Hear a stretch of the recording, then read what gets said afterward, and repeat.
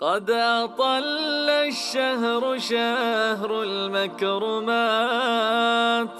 رمضان الخير كنز البركات،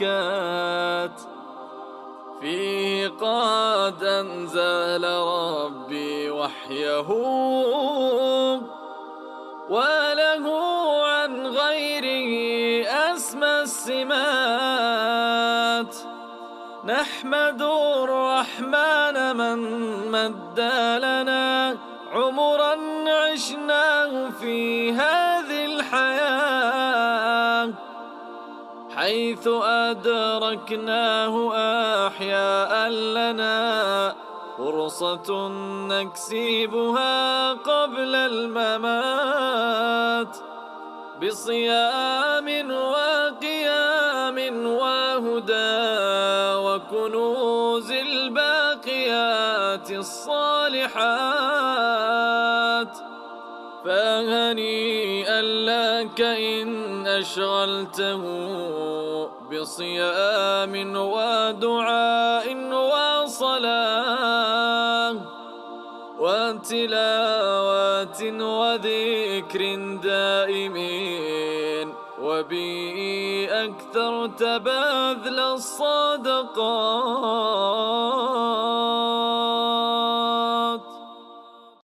قد أطل الشهر شهر المكرمات، رمضان الخير كنز البركات، فيه قد أنزل ربي وحيه، وله عن غيره أسمى السمات. نحمد الرحمن من مد لنا عمرا عشناه في هذه الحياة، حيث أدركناه أحياء لنا فرصة نكسبها قبل الممات، فرصة نكسبها قبل الممات، بصيام وقيام وهدى وكنوز الباقيات الصالحات. فهنيئا لك إن أشغلته بصيام ودعاء وصلاة، بصيام ودعاء وصلاة.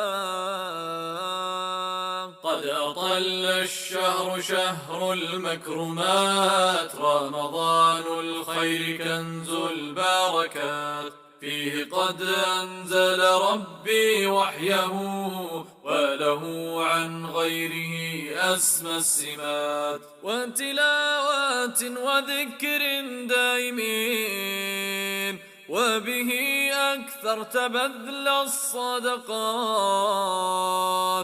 فإذا ضيعته ضيعت من عمرك المحدود أغلى اللحظات، عمرك المحدود أغلى اللحظات. سوف تبكي ندما بل حسرة يوم لا تنفع فيه الحسرات.